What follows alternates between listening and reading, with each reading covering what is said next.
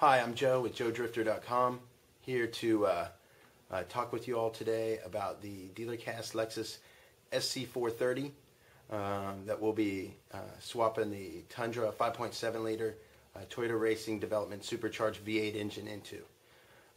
What I want to start with in this series is discuss my goals real quickly with you guys.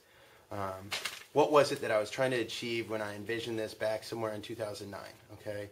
What was going through my head? I was working with a drift team called Drift Emporium, and I had a pretty key role in the development of the two Infinity G35s that we had custom installed or swapped, if you will. The Titan 5.6 liter truck engine mated the Stillin supercharger to it, and via a custom transmission adapter plate that we made in-house, mated the 350Z 6-speed transmission to the back of it, thereby affording us reliable, consistent power to compete in the Formula Drift series, and which we did.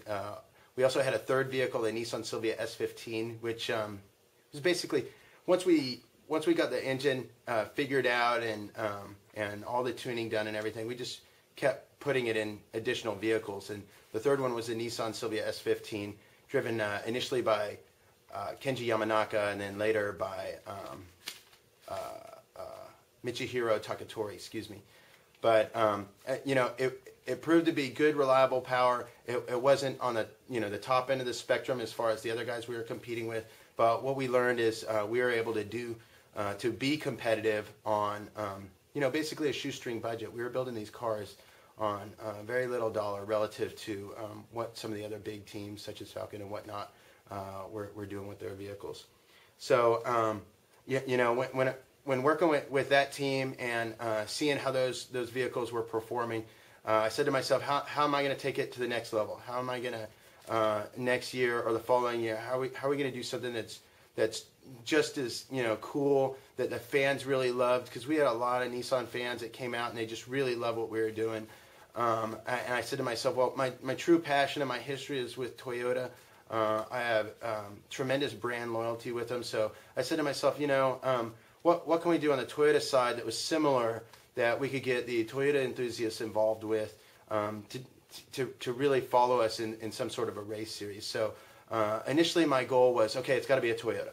There's no doubt about it. We had to start with a Toyota, and what hadn't been done before. That was number two. Okay, it needed to be truly unique and something that someone were like, wow, these guys are way outside the box, And from my personal vision, when the SC430 first came out, it was really had a stigma of being a grandma's car. They were racing it pretty heavily in JGTC, the GT500 and GT300. One with the 4.3 liter engine in Japan, and one with the 3S GTE, or a version of the 3S GTE, the Turbo MR2 motor, in the GT300 series in Japan as well. But you never saw an SC430 here stateside at that time when I was thinking about this project. No one was really competing them on a national level or even in a local level. It was just really too priced out to do anything exciting with. So. But as the cost started to come down, it really started to stand out to me, because I did love what they were doing in Japan with it and its potential. And I was like, what, I think this is something that stateside, if we built one of these cars and made it unique and awesome, the fans would really rally behind this. So that's what I was shooting for, and that's what I'm still shooting for.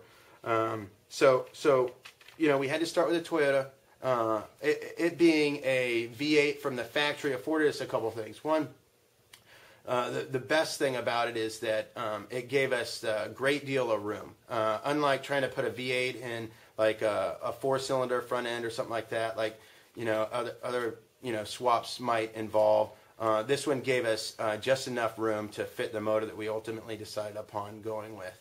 And so we knew also that the chassis could handle it. It was built for a V8. It basically had the super twin turbo rear end and rear arms and all that stuff. So it's quite stout. Some of the front lower control arms are cast iron, but they're real beefy. They don't flex, And initially, I'm going to probably stick with them just to keep the cost down. And that was another goal. This car had to be done on a shoestring budget. It's not it had to be built at almost a record unreportable amount, or should I say lack of dollars to get this thing done. So one thing that is absolutely crucial on a build like this is sponsorship involvement. So up until this point, we've had great sponsors sort of rally behind us. But you got to understand, when you're talking about like a build like this, it's really like it's really just a vision, and the sponsors are kind of buying into their belief in you. Okay, so if it's like, you know, do you believe that I'm gonna, you know, deliver on what we're envisioning that this is going to be? And so a lot is really riding on this, and it's really important that we get this done, get it done in a timely fashion, and get it to be an awesome working model. So so that's really our goals right there. And as you can see behind me, we have the BRS wide body 2006 SC430. We have the first chassis number, I would call it chassis number 2, the DealerCast number 2 car that will be the first to be completed of the Tundra 5.7 liter TRD Supercharged. And then in the far back, there's another SC 2003 SC430 that will be a sister car to this competing vehicle. And you know, my 10,000 foot level, as far as what my goal and vision with that is to maybe have one on the East Coast, one on the West Coast, so that we're not shuttling cars and carrying the expense of moving and transporting race cars to the East Coast and West Coast. I just want to have one on the East Coast, one on the West Coast, and compete these cars. Find some talent, someone who's capable of driving these in Formula D. I don't know who yet, but get someone who can drive this car, and then basically just, you know, get the driver to go to, you know, where that specific car is and run that event.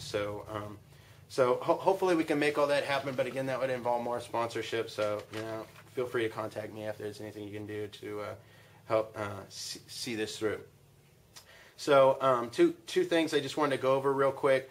Why the SC430? Again, you know, this hadn't been done before. I had talked a little bit with Chuck, one of the guys over at Apexi. They were doing something with the stock 4.3 liter into the SC430, and you know, it was exciting to hear that someone else was actually had a similar vision, and someone that was involved in the Formula D Drift Series and really wanting to make something happen there. So we sort of collaborated ideas, and he told me what he was doing, and I was kind of told him what I was doing. And you know, it was great to see some other people thinking in the same lines that I was. So basically, I wasn't way outside the envelope of reality. You know, I knew that other people were kind of in lines with where I was. Two, the SC430, because it was a Toyota. Had to be a Toyota. Everything else was out of the question. Okay. Me personally, I've worked for Toyota in the past for many years, and that's where I wanted to be. I wanted to be running the Toyota brand. The third reason I chose the SC430, as I said before, is a stock V8, gave us plenty of room. 4, not a huge deal, but it was a convertible. I thought it'd be pretty awesome, you know, so we could maybe run this in time attack, put a composite hardtop on it, and, you know, do whatever we want. So we had some flexibility, and also we could get the weight down quite a bit. Now to the engine. Basically, why did I choose to go with the Tundra 5.7 liter 3UR FE? Well, again, first reason, hadn't been done before.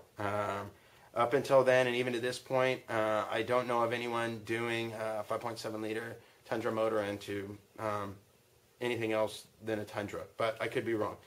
Let's see here. Also, number 2, it was a Toyota. Why not an LS1, LS7, LS6, whatever?